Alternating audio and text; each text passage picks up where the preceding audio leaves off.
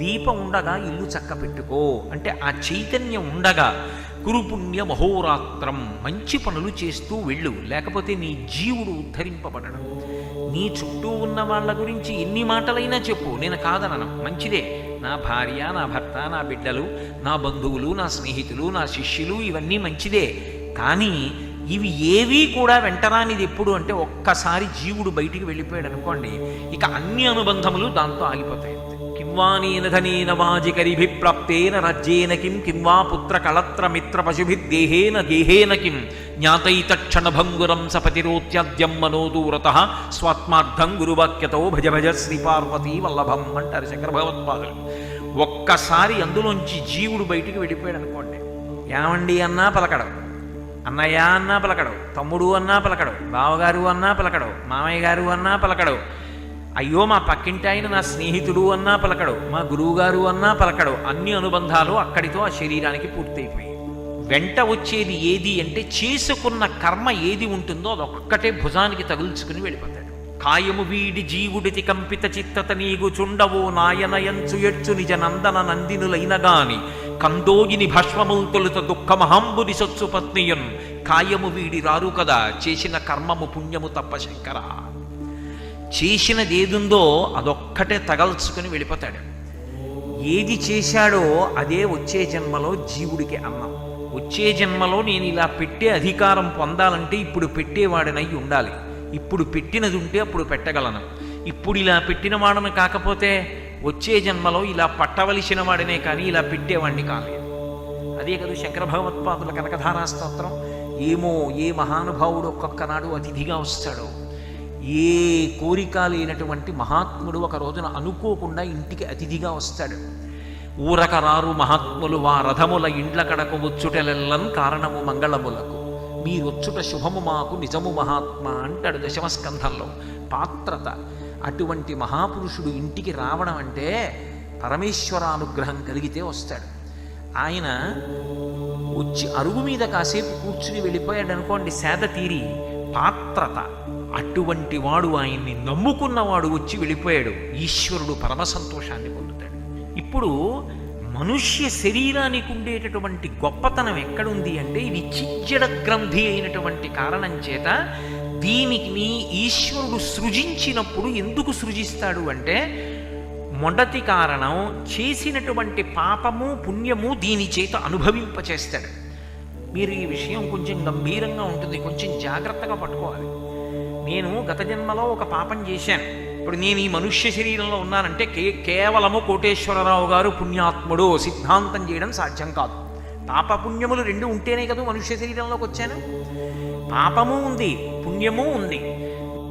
నేను గత ఏదో ఒక ప్రాణి అలా వెళ్ళిపోతుంటే నా చేతిలో కర్ర ఉంది, అది నా మీద తిరగబడలేదు కదా అని కర్ర వేసి కొట్టాను, దాని మోకాలు మీద తగిలింది. అది బ్రతికున్నంత కాలం ఆ మోకాలు నొప్పుతో అలా బాధపడుతూనే ఉంది. ఇప్పుడు నేను చేసిన పాపకర్మ పోవాలి కదా. ఇప్పుడు ఆ పాపకర్మ పోవాలంటే నాకు కూడా మోకాలు అలాగే నెప్పెట్టాలి. నాకు కూడా మోకాలు అలాగే నెప్పెట్టి నేను బ్రతికున్నంత కాలం నా మోకాళ్ళు నాకు నెప్పెడుతుంటే నేను చేసిన పాపకర్మ క్షయం అవుతుంది. కాబట్టి ఇప్పుడు ఈశ్వరుడు ఏం చేయాలి? ఈ శరీరాన్ని ఇచ్చి దీని మోకాళ్ళకు నెప్పెట్టాలి. ఈ మోకాళ్ళకి నొప్పి వచ్చింది అనుకోండి, నేను ఒక రకంగా ఏం చేయాలి? చాలా సంతోషించాలి. ఎందుకని? నా పాపం పోతుంది. నేను మీతో మరి యథార్థం మీరు నన్ను కర్మ పునర్జన్మ గురించి మాట్లాడు అంటే ఇది తప్ప ఇంకేం మాట్లాడండి. నేను గత జన్మలో చేసినటువంటి పాపం ఉంది, అది పోవాలి. పోవాలి అంటే దుఃఖం అనుభవించాలి. దుఃఖం అనుభవించాలంటే మానసికంగా అనుభవిస్తానండి అంటే కుదరదు. అది శరీరానికి బాధ కలగాలి, అందుకని దీన్ని ఇవ్వాలి. ఇప్పుడు ఏమవుతుంది? దీనికి కొన్నాళ్ళు బాగుంటుంది, కొన్నాళ్ళు పోయాక నొప్పులు వచ్చిన తర్వాత ఇక కూర్చోవడం కష్టం, లేవడం కష్టం, అన్నీ బాధలే. ఇప్పుడు ఏమైంది? గతంలో చేసిన పాపం పోతోంది, గతంలో చేసినటువంటి పుణ్యకర్మ ఉంది. ఏదో ఒక అతిథిని పరమ ఆదరంతో ఆదరించి పట్టెడన్నం పెట్టాను కాబట్టి నాకు ఆకలితో ఉండవలసిన అవసరం లేకుండా పాత్రత కలిగిన మహాపురుషుడికి ఒకటికి అన్నం పెట్టా. నా జీవితంలో ఎప్పుడూ నేను ఆకలితో ఉండవలసిన సందర్భం ఏర్పడకూడదు. నాకు ఆకలి వెయ్యగానే ఎవరో ఒకళ్ళు, ఓ కోటేశ్వరారు మీరు ప్రయాణం చేస్తున్నారు ఏంటండి, అని నేను తెచ్చుకున్న పలహారం మర్చిపోయినా, ఒకవేళ ఎక్కడో అయ్యా చాలా సంతోషం మిమ్మల్ని చూద్దాం అనుకుంటున్నాను, ఇవాళ మీరు కనపడ్డారని ఆయన 2 యాపిల్ పళ్ళు తీసుకొచ్చి చేతికి ఇచ్చి వెళ్ళిపోయాడు అనుకోండి, నాకు ఆకలి వెయ్యకుండా గత జన్మలలో నేను చేసుకున్నటువంటి పుణ్య ఫలితము ఈనాడు సఫలీకృతమై నాకు 2 యాపిల్ పళ్ళ రూపంలో ఎవరో వచ్చి ఇస్తే ఆకలి తీర్చుకోవడానికి సాధనమైంది. అంటే పుణ్యం పోయింది, చేసిన పుణ్యం పోయింది, 2 యాపిల్ పళ్ళు వచ్చాయి. మోకాళ్ళ నొప్పులు వచ్చాయి, పాపం పోయింది. చిచ్చడ గ్రంథిగా ఈ శరీరం వచ్చింది అంటే కేవలము సంతోషపడిపోవడానికే కాదు, ఇది పాపపుణ్యములు క్షయమైపోవడానికి పనికొస్తోంది. అందుకే మీరు గమనించి ఉంటే కష్టాలు వస్తున్నాయి అంటే అమ్మయ్య నా పాపాలు పోతున్నాయి అంటారు మహాత్ములు. చంద్రశేఖరేంద్ర సరస్వతి మహాస్వామి వారి గురించి నేను అస్తమానం చెప్పక్కర్లేదు, వారు కారణజన్ములు, మహాపురుషులు, అపర శంకరావతారులు. పరమశివుడే ఈ భూమి మీద మళ్ళీ నడయాడాడు, పరమశివుడే శంకరాచార్యులు వారిగా వచ్చాడు. నమక్కపర్దిని చ వ్యుక్త కేశాయ చ, ఇంత జటాజూట ఉన్న పరమశివుడు బోడిగుండుతో శంకరాచార్యుల వారిగా వచ్చాడు. ఆ శంకరాచార్యుల వారే చంద్రశేఖరేంద్ర సరస్వతి మహాస్వామిగా వచ్చారు. ఆ చంద్రశేఖరేంద్ర సరస్వతి మహాస్వామి వారికి పూర్వాశ్రమంలో ఒక తోబుట్టు ఉండేది, ఆవిడ పేరు లలితాదేవి. ఆవిడ ఎన్ని కష్టాలు పడ్డారో తినడానికి కూడా ఉండేది కాదు. వారి అంతేవాసులు ఒకనాడు వచ్చి అన్నారు, హే బ్రహ్మన్, మీరింతటి మహాత్ములు, మీకు పూర్వాశ్రమంలో చెల్లెలు అంటే సన్యాసాశ్రమం స్వీకరించడానికి ముందు కదు తోబుట్టువులు అన్న మాట అన్వయం అవుతుంది. ఆవిడంత దరిద్రంలో ఉన్నారు, మేమందరం కలిసి కొంత ద్రవ్యాన్ని ఇస్తాం, ఆవిడ సంతోషంగా ఉంటారన్నారు. స్వామి కాసేపు కళ్ళు మూసుకుని తెరిచి అన్నారు, ఈ జన్మలో అనుభవించేనివ్వండి పాపకర్మ, ఎందుకు పొడిగిస్తారు? ఎంత వేదాంతం వంట పట్టిన వ్యక్తి అంటే గత జన్మలలో చేసుకున్నటువంటి పాపం ఈ జన్మలో క్షయం అయిపోతుంది, అది ఏదో ఒక బాధ రూపంలో వెళ్ళిపోతుంది. దానికి అవశ్యమనుభోక్తవ్యం కృతం కర్మ శుభాశుభం. నువ్వు చేసిన శుభమైతే సుఖరూపంలో అనుభవించాలి, నువ్వు చేసినది పాపమైతే దుఃఖ రూపంలో అనుభవించాలి. ఎవడు చేశాడో వాడు అనుభవించాలి తప్ప అక్కడ వకాల్తాలు ఉండవు. నా బదులు వీడు అనుభవిస్తాడండి అనడానికి ఉండదు. ఎవడు జీవుడు చేశాడో వాడే అనుభవించి తీరాలి. ఇదొక్కటి వంట పట్టిందనుకోండి, ఎందుకు వచ్చిన గొడవ అన్నమాట వస్తుంది. ఇవాళ బాగుంటుందేమో కానీ ఇది అనుభవంలోకి వస్తే ఎంత గొడవ, నా పొద్దులే నేను వెళ్ళను దాని జోలి కనిపిస్తుంది. కాబట్టి కర్మ పునర్జన్మకు హేతు.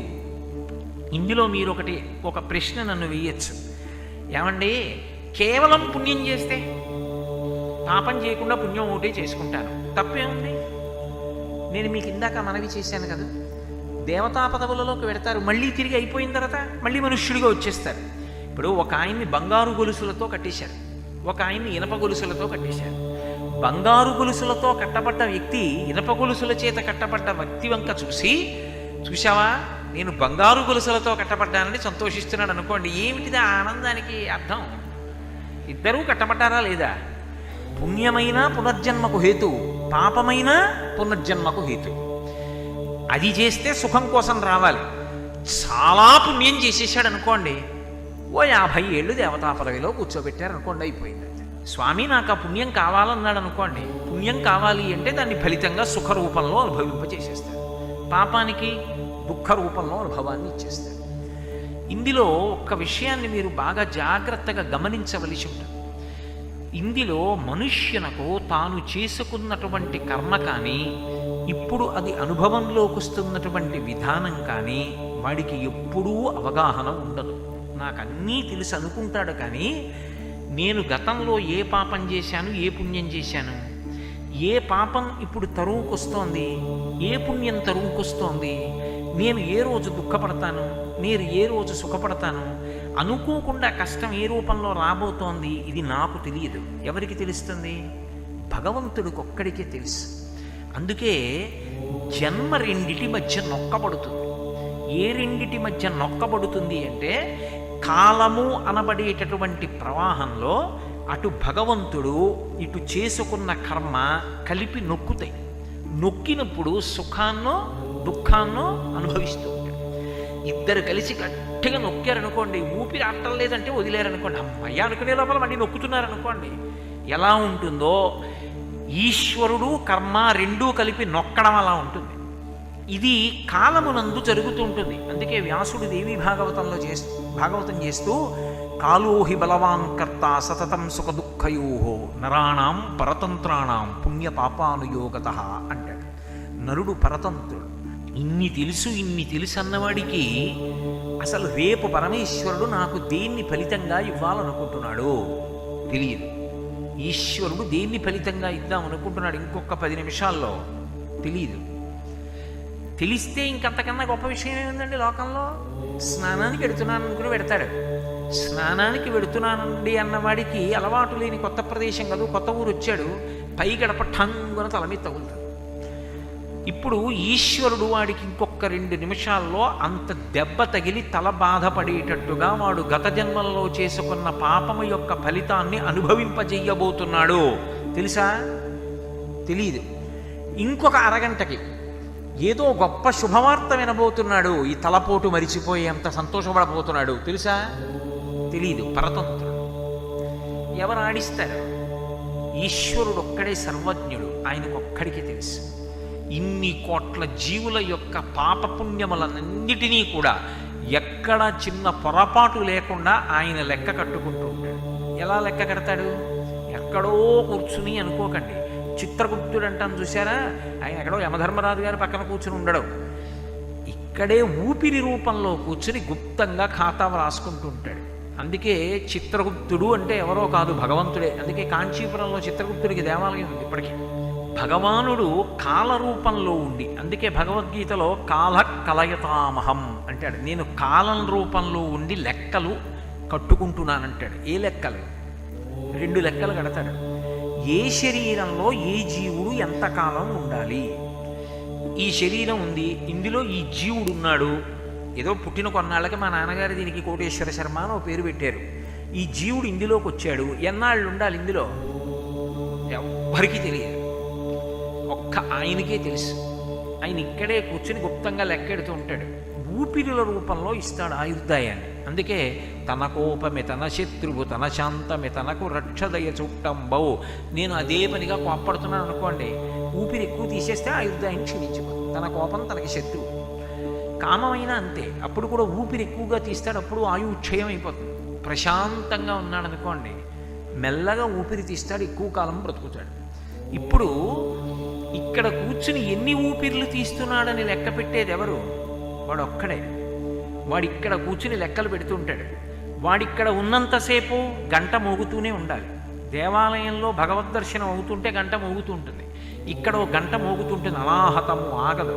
Lub dub lub dub lub dub అని ఆ గంట మోగుతూ ఉంటుంది. వాడికి ఎప్పుడో లెక్క అయిపోతుంది. వాడికి నేను బాగానే పెట్టానా అని మళ్ళీ ఏం చూడండి. ఆయన లెక్క పెట్టేశాడంటే అయిపోయిందంతే. ఆయన అయిపోయింది లెక్కని బయటికి వెళ్ళిపోయాడు అనుకోండి, ఇక ఊపిరి తీసినవాడు విడిచిపెట్టకపోవచ్చు, విడిచిపెట్టినవాడు తీయకపోవచ్చు. అంతే, అయిపోయింది అక్కడ. ఎక్కడుంది మృత్యు అంటే? భార్య కన్నా సన్నిహితంగా ఉండేది ఏది అంటే మృత్యువే. అందుకే అది ఎప్పుడు వస్తుందో తెలియదు. వచ్చే లోపల ఈ శరీరాన్ని వాడడం మొదలుపెట్టి కురుపుణ్య మహోరాత్రం, తొందరగా మంచి పనులు దీంతో చెయ్యి. అవి నీ జీవుణ్ణి ఉద్ధరిస్తాయి. బయట వాళ్ళు అలా ఉండిపోతారు. కానీ నీ జీవుడికి నువ్వు దీనితో చేసుకున్నదేదో అది నిన్ను ఆనందింపచేస్తుంది, నీకు ఉత్తమగతులు కల్పిస్తుంది, నీకు పునర్జన్మకి అది హేతు అవుతుంది. ఇందులో మీరు ఒక విషయాన్ని బాగా గమనించవలసి ఉంటుంది.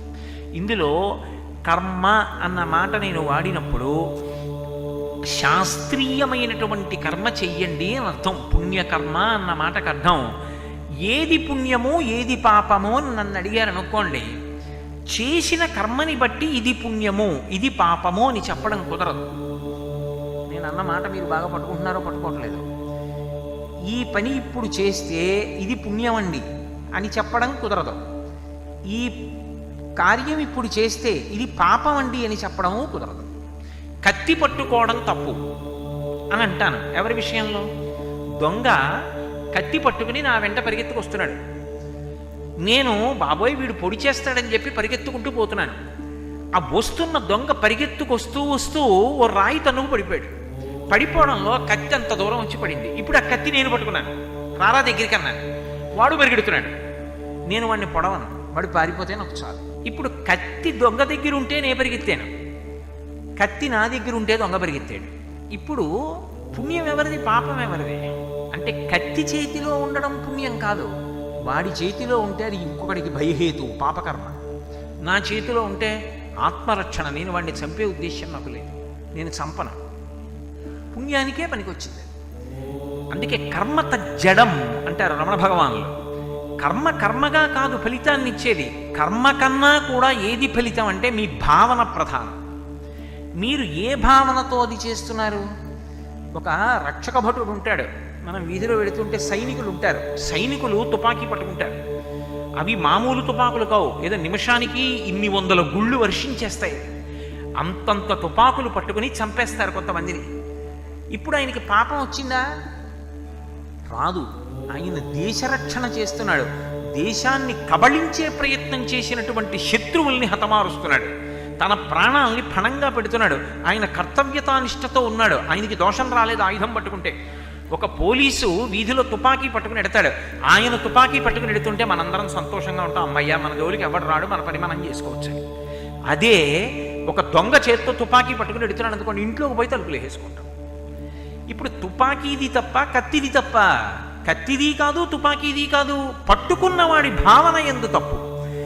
ఏ భావనతో నువ్వు పట్టుకున్నావు, ఏ కర్మ, ఏ ఉద్దేశ్యంతో నువ్వు చెయ్యాలనుకుంటున్నావు అన్నదాన్ని బట్టి కర్మ ఫలితం ఇస్తుంది. ఈ ఉద్దేశాన్ని గమనించగలిగిన వాడెవరు? ఆయన ఇవ్వాలి ఫలితాన్ని. అందుకే పరమేశ్వరుడు అన్న మాట పట్టి లోకంలో వచ్చింది, ఆయన ఉన్నాడు. లేకపోతే ఈ ఖాతా ఎలా నడుస్తుంది? ఏ ఉద్దేశ్యంతో చేస్తున్నామన్నది బయట వాళ్ళకి ఎవ్వరికీ తెలియకపోవచ్చు. కానీ దంభము అని శాస్త్రంలో ఒక మాట. దంభము అంటే పైకి ఒకలా కనపడతాడు, లోపల ఒకలా ఉంటాడు, ఒకలా చేస్తూ ఉంటాడు. మూడు ఒకలా ఉండవు. భాగవతంలో దశమస్కంధంలో ఒక లీల ఉంది కృష్ణ భగవానుడిది. అందులో ఆయన బకాసుర వధ అని ఒక కొంగను చంపుతాడు. ఎందుకు ఆ కొంగను చంపడం అంటే, కొంగ రూపంలో రాక్షసుడు వచ్చాడు. వాడు వచ్చి ఒక సరోవరం ఒడ్డున నించున్నాడు.